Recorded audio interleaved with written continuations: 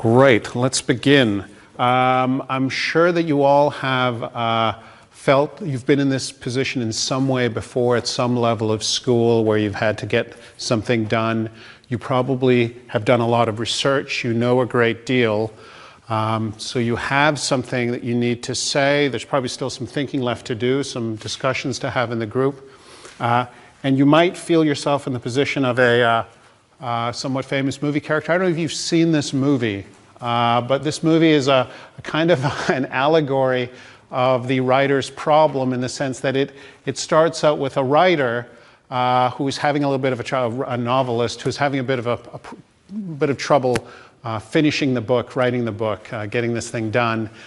Fortunately for him, he has a brother-in-law who is working for a major nefarious drug company developing a drug that will unleash his mental potential. And of course, when he takes this pill, suddenly everything becomes crystal clear. He knows exactly what he has to do, and he gets this book under control. Needless to say, there are some problems with this pill, some side effects, if you will, that make it less than a perfect solution to his problem in the long run. But I think we've all had this fantasy that if only there was some pill that could unleash our limitless potential, then we would easily do the work now because we know what we want to say. We're not intellectually weak here. There's just a writing problem that we have to get through. And so my advice to you is not to assume that everything is possible if you were just able to open your mind. Rather, I'd say that some things are possible if you plan your work, right? And the important thing here is to appreciate your finitude, right? You are a finite human being with 4 or 6 weeks left to go, so you have a finite amount of resources to work with, and what you want to do is make best possible use of your finite resources. You want to plan out that process in such a way that you will get to the best possible product, not some ideal solution to the problem that would take a pill or some other kind of magic. And in order to get you to appreciate your finitude as a writer, I have in the previous lectures used 2 different books that I'm going to refer back to now. And the first of those books is called How to Draw Hands by Oliver Sr. And the thought experiment that I asked you to do in the How to Write lecture was, suppose I said to you that I want you all to get out a piece of paper and a pencil, and I want you all to look at your own hand and take 10 minutes to draw your own hand, right? Now this particular competence will be of no use to you in the next 4 weeks as writers, but what it does give you is, I think all of you will have an immediate reaction, which is either, oh, I know how to do this, I'm good at drawing hands, it's something I've practiced, I know how to do this, and I know roughly what will come out of me looking at my hand for 10 minutes and trying to draw it, right? It's something that I'm familiar with, I've tried before. And some of you will think this is probably one of the hardest things you could ask me to do on a piece of paper. Not only am I not good at drawing, but drawing hands in particular, really, really hard. I really have no idea what would come out of it. It would look really terrible. I don't think I'd be very good at it at all, right? So that kind of distribution in the population of ability is something that we're perfectly familiar with and perfectly comfortable with. What I'm going to suggest is that you think of your writing in the same way, that you think of the act of putting down something on the page, looking into your mind, choosing one thing that you know, which could be comparable to imagining your hand, looking at your hand in some particular position, right? You could put your hand in some particular position, and then it's rendering that idea, right? So you're going to look into your mind, you're going to pick an idea that you know, something you know to be true, and you're going to render that on the page. And you're going to take a definite amount of time to produce a clear image of what you're thinking, right? And I think, again, some of you, having maybe attended my previous lectures, will think, well, that's a familiar activity, right? Sitting down for 18 or 27 minutes to write a paragraph of at least 6 sentences and at most 200 words about one thing I know is something that is familiar to me because I've practiced, right? But I'm going to encourage you in any case to take your thesis and think about it in those terms, right? Which means that we can look at the knowledge content of your thesis, and this looks very, very complicated and confusing, but like I say in the other lectures which are available online, I go through this step by step. The only thing that I'm trying to tell you here is that knowing something for academic purposes is in part the ability to make up your mind about what you think, right? And you are going to have to make up your mind about a number of things and decide these are the things that are going to go in my thesis or project, right?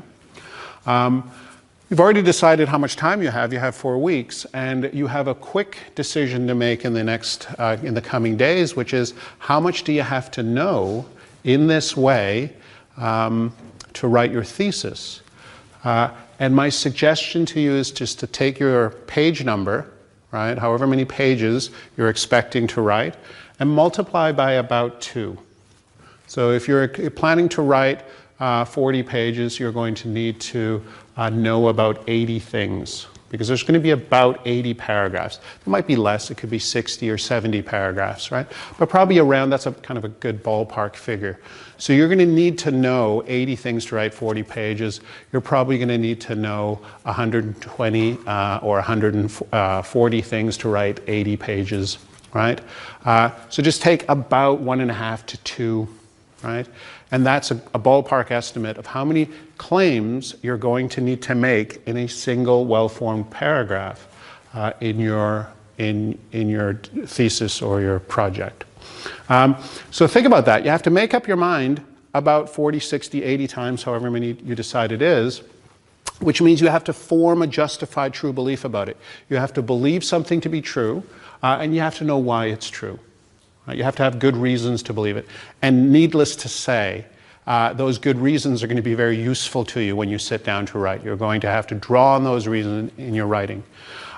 Also, ask yourself whether or not this is something that you are able to speak intelligently about. How many of you are going to be handing in a thesis or project, and then a few weeks later you will be defending it orally? Right? So you're all going to be in this situation. So you're going to want to make sure that the things you write in your project are things you are also able to speak intelligently about. And that means you're going to have to know the difference between a good and a bad question. You're going to have a certain shared sense of humor about this stuff, so that when you're conversing with your examiner and your censor, that conversation will go in a good and charming and witty way. And you're going to have a sense of what it is not okay to say, right? Is there a sort of a boundary of the politically correct where you have to be careful what you say, right? And that doesn't mean, of course, that you necessarily won't be talking about that is just out of bounds, but it's just a region where you have to be particularly careful about how you speak about these things, because in your discourse community, these are controversial subjects, right? So those are kind of 3 things you can ask yourself. The stuff I'm putting in my dissertation, the stuff I'm putting in my thesis, the stuff I'm putting in my project, is this stuff that I'm able to converse intelligently about? Do I know what the good questions are? Do I have a sense of humor, a good working sense of humor about it? And do I understand the boundary of the politically correct in it? So you have this ability to make up your mind, and you have the ability to speak and listen on this subject.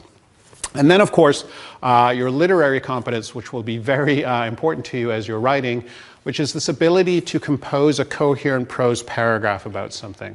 So for all the things that you're going to say in your dissertation, in your project, what you want to make sure is that you are able to write at least 6 sentences and at most 200 words about it that supports, elaborates, or defends it. And whenever you're thinking about this, remember that the art that you are exercising here, the competence that you're performing, is the ability to write down what you know for the purpose of discussing it with other knowledgeable people, which is to say people at your level, in your cohort, so you can talk about this. And you can imagine your readers' difficulty with the ideas you're going to present, so you know whether or not they'll have a hard time understanding it, believing it, or agreeing with you. So for every paragraph you're writing, what you're going to do is you're going to sit down and say, here's something I have to say, and is my problem to get my reader to believe it, to understand it, or to agree with me, right? Is that the main difficulty in this paragraph? And you're going to take a series of moments where you've made up your mind about what you're going to say, and then you've decided, I'm going to try to get my reader to believe it, for example, and so I'm going to offer evidence in support of that, right? A series of moments like this. Now, if you know something, I put it to you that you can do that one paragraph at a time in about 27 minutes, right? So you should be able to plan your work in such a way that you're saying about 200 words worth of knowledgeable stuff, and it takes you about 27 minutes to do this, right? Some of you will, and we'll be looking at the quantities here, will want to write a bit faster than that. So you're thinking 27 minutes.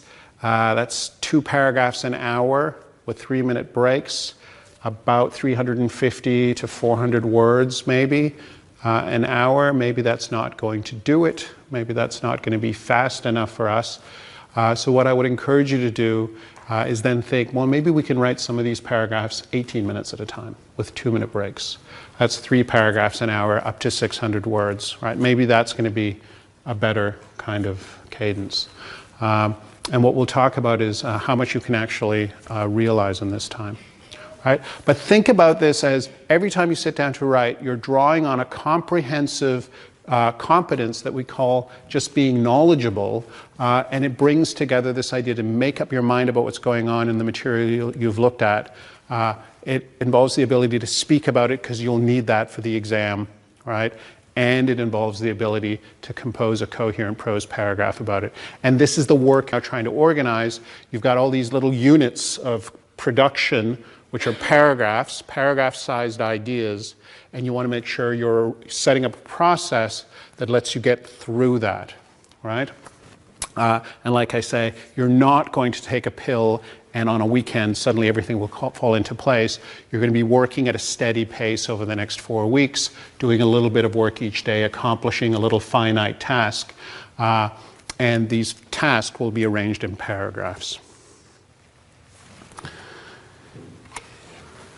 And of course, you're going to put all these paragraphs together in a larger structure. So now here we are summarizing the content of the How to Structure a Research Paper. I'm assuming that you've thought about this already. You've probably got something of an outline for the project or thesis that you're going to be submitting. It may not look exactly like this, but the utility of thinking about every section as having a set of sources, which could be either publicly available sources, it could be the scientific literature, it could be your own experience, as in what did we do, right? That's really the basis of your method. Or of course, the data you collected, this is the source of your analysis section.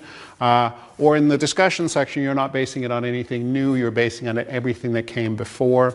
So keeping in mind that every section of your paper has its own set of sources is a really good way of saying, all right, well that helps me organize the work, because I can actually pile my sources up, I can organize my sources, and when I sit down to write, I know that I'm drawing on the scientific literature, and maybe even on this specific text, right, or these specific texts.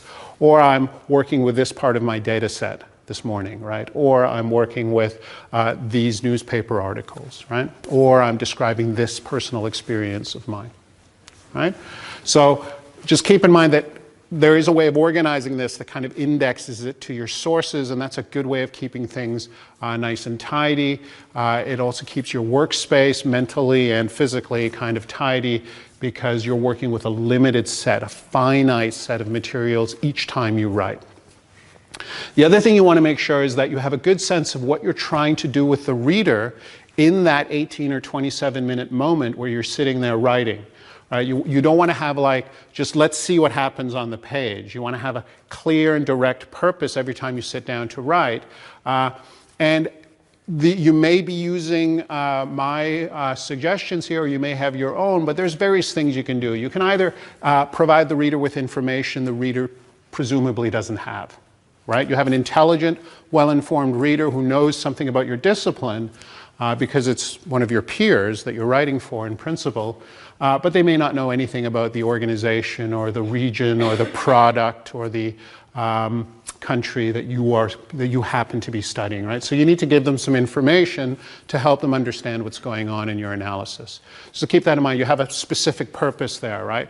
Or if you're writing your theory section, you're trying to get your reader, you're trying to remind your reader about what they expect of the kind of object that you're writing about, right?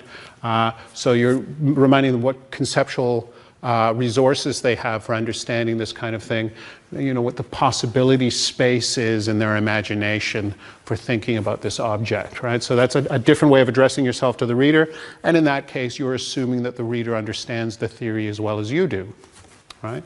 Or you're writing your methods section, you're going to tell your reader what you did, and you know that your purpose here is to win your reader's trust, right? You want to make sure that by the time the reader's finished reading your methods, the reader trusts your data, right? So now you have a reader who is ready to read your analysis because they've understood how you did the interviews, how you did the surveys, how you did the on-site observation. Whatever methods you used, the reader trusts your basis for doing your analysis because you've described in a clear and intelligent way what you've done. So when you're writing on your method, that's your direct and simple purpose, right?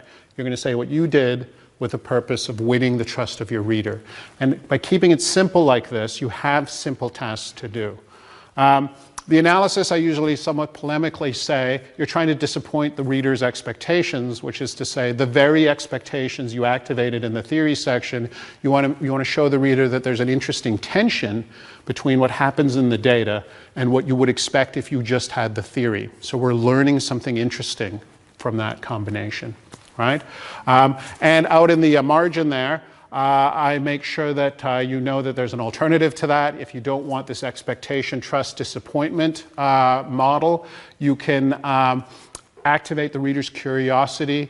You can assert your own authority to tell an interesting story that might satisfy that curiosity. Right? But again, there's specific things you're doing in each section. So even if it isn't this confrontation of theory and data, right, and more of a kind of a literary sense of satisfaction, there is a difference between stimulating and shaping the reader's curiosity and satisfying it. Those are two different things you would be doing. And so if you know what you're doing in those 27 minutes where you're sitting there writing, things will be easier to get through and clearer to do. And then remember that in your discussion section, your whole purpose is to reason with the reader, right? To get from what do we know now is true to what follows from that, right? What are the implications of this research, either for theory or for practice, right? So again, a pretty well-defined set of purposes, right? And again, you don't have to have exactly these purposes when you write, but I strongly encourage you to divide up your paper into different things you want to do with the reader at different times, right? Another good thing to do with this outline is to put some numbers on each, and the numbers should reflect the amount of paragraphs you expect to write in each section. Right? So if you're going to write 80 pages altogether, that's kind of an interesting thing. You could divide this up into pages, but if you divide it up into paragraphs, you know how many things you have to know to do each section. How many claims are you going to be asserting in a paragraph in each of these sections? So just put a number on it that gives you that. And then, of course, this gives you a nice indication of how much time it's going to take you to write. Yeah? Because if you're writing 27-minute paragraphs with 3-minute breaks, you got 2 paragraphs an hour. And now if you have all the numbers of paragraphs, you know how many paragraphs you're going to be writing, you realize what the time commitment would have to be. Right? So that gives you a nice planning tool. This is one of the really important reasons to try to organize your writing process into paragraphs in writing moments of 27 or 18 minutes with breaks. Because that way you can really plan your work and have a kind of a comfortable sense of, well, if I just do this every day, I'm going to get done, right? Because I have this amount of paragraphs to write. My plan is going to let me write these paragraphs, so I'll finish, right? It's a nice, comfortable way of doing it. there any questions to this part? Does that make sense? And can you imagine how you could adapt this to whatever outline you happen to be working on, right? Don't take this as, oh, I'm doing it wrong if my outline is different. Any outline will do, as long as you have a good sense of the materials I'm working through, what are my bases for saying it, what is my purpose with the reader, right? And how many paragraphs in each section, right? The other book that I like to refer to, and this is, I think, might be a little bit provocative, because I'm asking you to imagine yourself as cows being led around, kind of bumbling around in a paddock, right? This is a book called Rational Grazing by a man named André Wassin. He's a bit of a legend in what is now called permaculture. And so it's kind of a national, my daughter's a vegan, and so I have a lot of conversations with her about the ethics of eating meat. And I'm trying to convince her that, well, as long as you eat grass-fed beef, everything's fine from an ecological perspective. And as long as you're willing to pay the kind of money you would have to pay for that kind of meat, everything is fine. In this case, the reason I like this model is that you'll notice that the plan here for grazing rationally has to do with not exhausting the grass in any one area of the paddock, right? So you let the cows graze in this area of the paddock, and then you move them on to the next area where there's fresh grass, and keep them away from the part they've just been on, so that it can regenerate. And then you make sure the cows come back around to that paddock at a time when there's full nutrients there again, right? And I hope that you can see how this might kind of be the experience that you want to have as a writer. You want to be munching a little bit of data, and then you want to be munching a little bit of theory, and you want to be munching a little bit of background information. But you don't want to just clear cut, totally get down to the dirt on your theory and then move on to your analysis, because then when you come back to your theory, there's nothing there. There's nothing that's growing there anymore, right? So you don't want to overgraze any particular section. Move yourself through the different parts of your paper in a way that constantly lets your mind refresh itself before you go back and write about it, right? And I'll show you how that can be realized in practice. Are there any questions about that? Right? The ideal meeting of cow and grass is the meeting where the grass is allowed to be at its strongest when the cow then cuts it down, but then doesn't cut it down so much that it can't grow back. Right? So think about your mind and your research as engaged in this kind of process where you're harvesting the nutrients from your research process. Good. Can anybody tell me what we're looking at here? What could this be? Down in the bottom here, right? There's an open field where the cows are just let move around. But up in the other one, you've got a set of paddocks that you can move the cows around in and grazing more rationally, as it were. There's another thing that this looks like. You probably haven't been looking down here, but there's I have here a tray of ice cubes, yes, and I have a lunch tray, which should be familiar to you from the cafeteria, which I've stolen for this purpose. Now, I'm going to ask you just to imagine this, because if we actually did this, and sometimes I've tried this just for fun, but it makes a mess, so we're not going to do this. I have some water. So this would be like a little physics demonstration, right? Suppose I took some of this water, or all of this water, and poured it into this ice cube tray, right? And then I dumped that water into the lunch tray, yeah? I think you would all grant that this will not in any way overflow the lunch tray, even though it has quite a low lip on it there, right, the edge, but it won't overflow. There'll be plenty of room for the water to flow around and not flow out. There's the volume of the lunch tray, as it were, is much greater than the volume of the ice cube tray, right? But then suppose I refilled the ice cube tray. So now there's a puddle of water on the lunch tray, and there's another full tray of ice cubes. And then I asked two of you to come down to the front of the room, and I said, okay, we're going to have a race, right? And the race is you grab one of these objects, and you run all the way up to the back of the room, around the back, and down the other side. And one person runs up this way, and the other person runs up this way. You're not allowed to touch each other, right? But you are allowed to interfere with each other, right? So you're allowed to get in the way of each other if you want, right? When you meet. And the goal is, of course, to get back down here at the front first. Now, which transportation method for the water would you prefer? The one with lots of volume, lots of space for the water, right? Or the one with a well-organized set of little compartments for the water?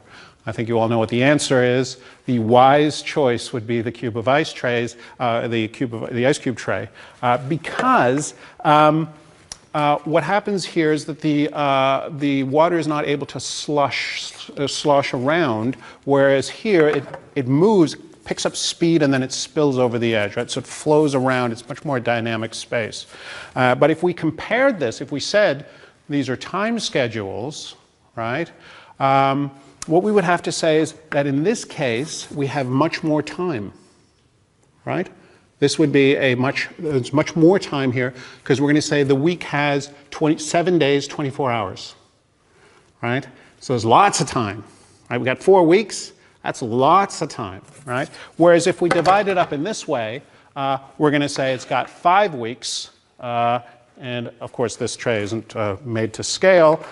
We've got 5 weeks and 5 days. We're going to take the weekend off. And we've only got a little bit of time in each of those slots. And I'm going to try to show you that you'd actually prefer to have 30 well-organized hours to do this in every week than 24/7 week, right? Does that make sense? So what I'm going to try to convince you is that you don't have 4 weeks. You've got 120 hours, right? And what you want to do is take control of those 120 hours in a useful way to you. So this is what it's going to look like. We're going to have 4 weeks. We're going to divide each of the weeks up into 5 days. And I know what you're thinking. Can't we use the evenings and the weekends? And I will give you a way to do that, but I want you to do it in a careful way, right? I don't want you just to think, and we also have all the weekends, and we also have all the evenings, because then you will simply exhaust yourself. There's 2 reasons to not do it that way. One of them is the quality of the work you do when you don't organize it into nice, intense compartments of time, is that the quality suffers. And the other thing is your actual experience suffers, which means, yeah, you might finish, yeah, you might get a good grade, but you'll hate the subject afterwards, right? And you don't want to have that feeling of, I hate the subject now, right? One of my favorite authors, Haruki Murakami, right? He wrote this wonderful book called What I Talk About When I Talk About Running, right? But it's also a book about writing, because he uses running as a model for writing. And he talks about running a 100-kilometer marathon, right? Where he forced himself to run 100 kilometers in a row. It took a whole day to do it. Afterwards, he hated running for years, right? He loved running before that. But afterwards, making himself do that, he hated running for years. Don't do that to yourselves, right? Make sure you work in such a way that by the end of it, you still love your subject, right? You still enjoy thinking about these things, talking about these things, writing about these things. So organize yourself in a healthy way. So we're going to look at these 4 weeks. Let's look at 1 week in isolation. The first thing I'm going to ask you to do is you should make 4 of these. All of you. You should just make 4 of these, especially if you have a group, sit down and just make one of these, right? It's a very simple little model. And then look at your calendars, look at your real, actual lives, right? This is obviously not realistic. And start naming the days and put in some times there. Now, I'm going to suggest 30 hours, right? So you want 6 3-hour spaces. This is a pretty bourgeois way of doing it, and I've actually given you like a 4-hour range, but you should imagine about 3 hours of work in each of those ranges, because there's lots of other things that come up, right? And it's pretty bourgeois. It's like from 8 to 17, but I'm going to encourage you to just be as realistic about that. I mean, if your day realistically starts at 10 and realistically ends at 8, so be it, right? Be realistic about this. Make sure that the times that you put here actually reflect the times you can commit to, right? Don't think there's some right answer to that question. This is no time to change your life. This is a time to use the life you have to realize some goals, right? So that's the first thing you want to do. Then you also want to look in your calendars and start blocking out times when you won't be doing anything because you already have a dentist appointment, right? Or you have something that you have to do with your family or work. That's possible. You might have an entire afternoon that you're taking off to work on a different course. I don't know, maybe some of you still are doing exams in something else, right? So maybe there's something that you have to completely, you're just going to have to say, realistically, we can't do anything that afternoon. And of course, there may be whole days where you're just going to have to say, I'm not even in town. We're not going to expect to do any work, right? So just be realistic about this and start cutting those days out, right? And this is where the weekends get interesting, right? Because once you've chopped out some of these hours and you're working on this ideal of having about 30 hours a week, right? So you can start counting how many hours do I need to recover in the weekend because I can predict that I'm not going to have them during the week, right? So we start slowly recovering those, and I would encourage you always just to recover them 1 hour at a time, right? So make sure you are always just saying we're gonna do 1 hour at a time. We're not going to say, oh, we'll just recover all of this lost time on the weekend, or we'll take all of Saturday and ruin that, right? Just ruin half a Saturday, right? Make sure that you keep the weekends for the reconstitutive work that the weekend is there for, because you want to recover your strength, right? You want to let that grass grow back, right?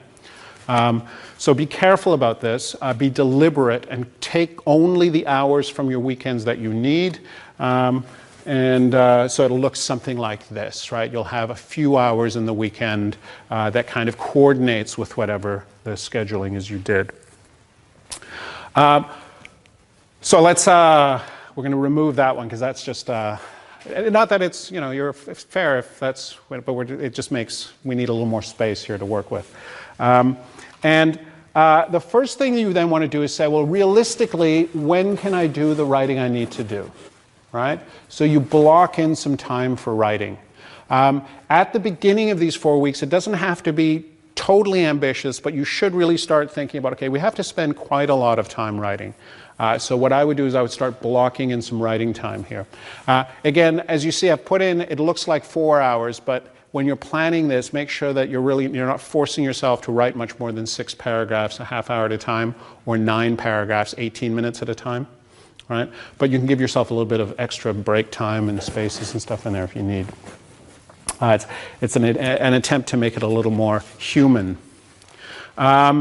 So that's one of the things you want to do. You want to put in, and again, this is kind of like the outline. I don't want to presume to know what kind of activities you need to do here. So I've just sort of categorized them in 4 rough categories. One of the things you're definitely going to want to do is do some meeting with your group. If you're writing individually, you'll want to do some meetings with your supervisor or with some sort of sparring partner, right? Somebody that you are going to be meeting with and talking things through with, right? So you want to make sure that you decide, well, how much time in each of these 4 weeks are we going to block off to meet, right? And this is very useful to separate from the writing time. Even if you like the kind of social pressure of writing in the same room together, make sure that there is writing time set aside where you're together writing, and then there is meeting time set aside where you're together meeting and talking, right? And that these 2 things are different activities, and you look each other in the eye and realize we're not going to be just working a whole day. We'll be spending some of the time writing and some of the time having conversations about what we're going to say, right? There's no particular magic to having 3 of them on Monday, Wednesday, and Friday, or scattering them in that way. It's just been completely arbitrary. So it's whatever suits your schedule and your needs to talk, right? You might need much more meeting time, in which case you would, of course, just budget for that.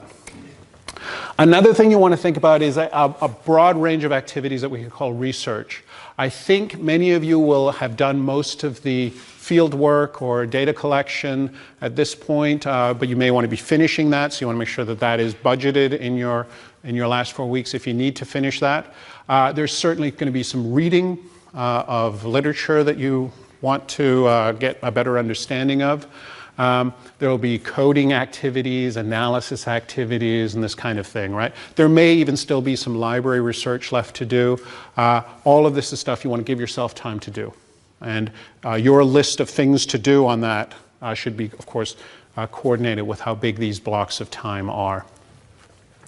Right? And then finally, and I've called this reading, but it's a different kind of reading because it's a reading of the things you have yourself read, or written, sorry, right?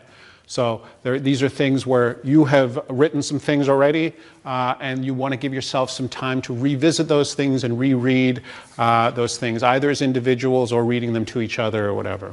All right? But it's a specific activity that you want to devote some time to, and you want to make sure you have some time for that every week. Does that make sense? You can maybe think about other ways of categorizing your activities, but it just has to be a way of making sure you get around to all the different activities and that they don't compete with each other, right? You make a schedule and then you just let these things happen in the time that was set up for them. You don't let research become a distraction from writing, right? You don't let writing become an irritant to your meetings, right? You don't end up pretending or making each other feel like you're wasting each other's time in the meeting because you should be doing other things because you decided to meet, right? You have an agenda for this meeting. And so while we're sitting here in the time set aside for this meeting, we're not wasting anybody's time. We're doing exactly what we said we would be doing, right? And from a writing point of view, it is enormously useful to know when you should not be writing, right?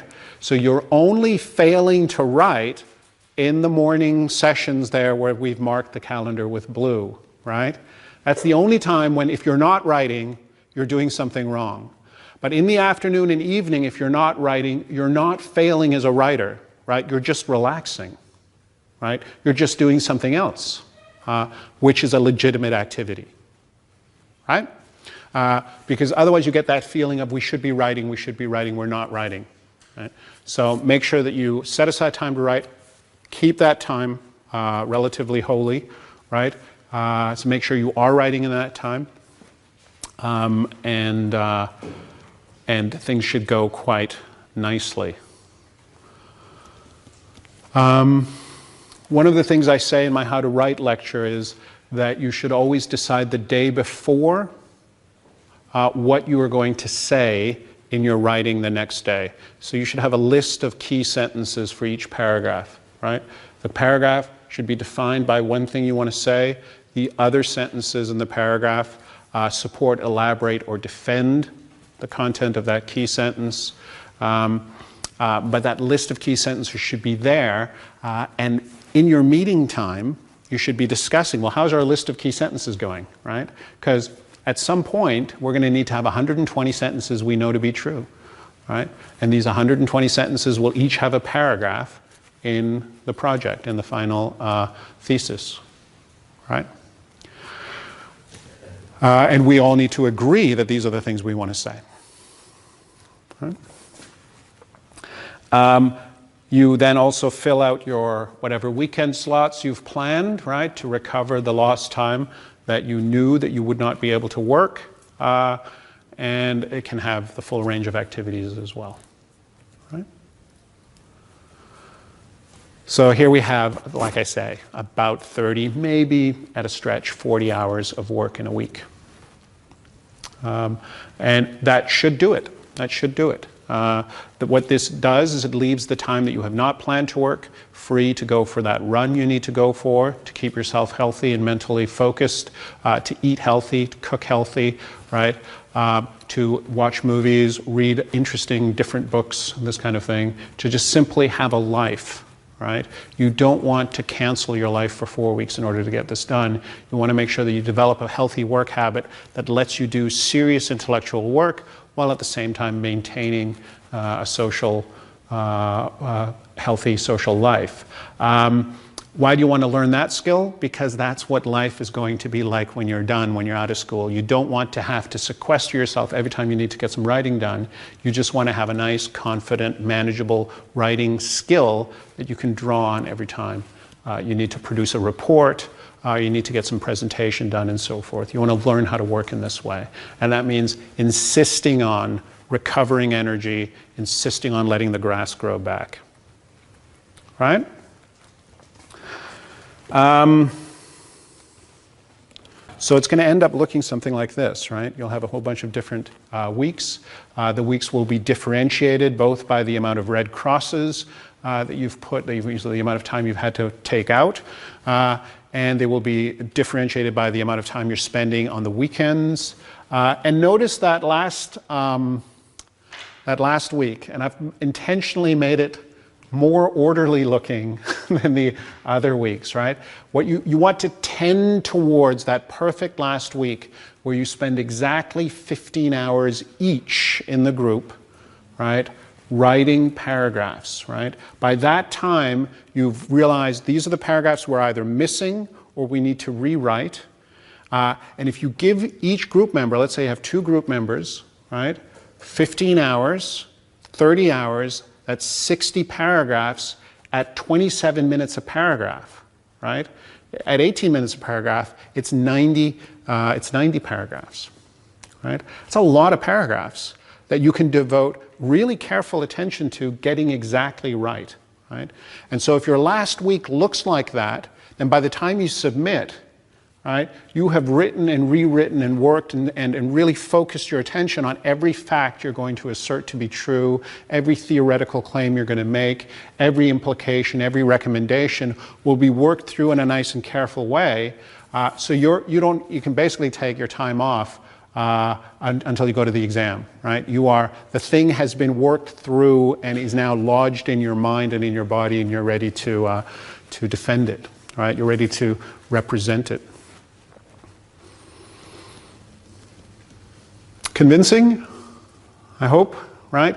If not, I'm certainly happy for you just to contact me. My email will be available at the end of this to work through any particular plan. But just like if you want me to read any of your work, right, I'm going to insist that you wrote it in a 27-minute time slot and that you're only showing me 1 paragraph, and that I get to ask you what the key sentence is, or suggest what I think it is, and whether or not you were trying to support, elaborate, or defend it, right? If you're working in a deliberate way on your prose, I can help you do it better, right? If you're trying to write deliberately clear and coherent paragraphs, I can help you do that better. And the same goes for planning, right? We have lots of other experts that can help you get through various crises, but I can help you plan. So if you come with something that looks like this, right? Then we can just talk about what is it that's giving you trouble as far as imagining what you could do tomorrow, what you could do next week, and this kind of thing, right? So let's start in a comfortable space of we're just planning, and we're just going to work this plan, right? That's going to be very useful to us. This is all working out very nicely. At the end of my How to Write lecture, I always compare you to the heroes in this very famous movie, The Matrix. How many of you have seen it? It's pretty good. It's pretty good. It is a classic, and it's worth seeing. Certainly the first one is worth seeing. In this movie, of course, these are superheroes who have understood that the reality that we all experience as real is not. It is a simulation in a computer. And once you see through this and you take the red pill, you are able to see clearly through it, and you are then able to manipulate that reality, right, under the right circumstances. Now, one of the things that is kind of like Limitless, the movie we started with here, is that Neo, Keanu Reeves, the one, is becomes a kind of a kung fu master by cheating in a way that we don't have available to us at all. He's just plugged into a computer and kung fu is downloaded into his brain. This is also a fantasy that you will probably cultivate at some point during the next 4 weeks. You'll think, wouldn't it be great if we could just download the skills we need to write this? Or even better, wouldn't it be great if we just upload the dissertation to our computer and then could just print it out? That would be wonderful if we had that kind of mastery.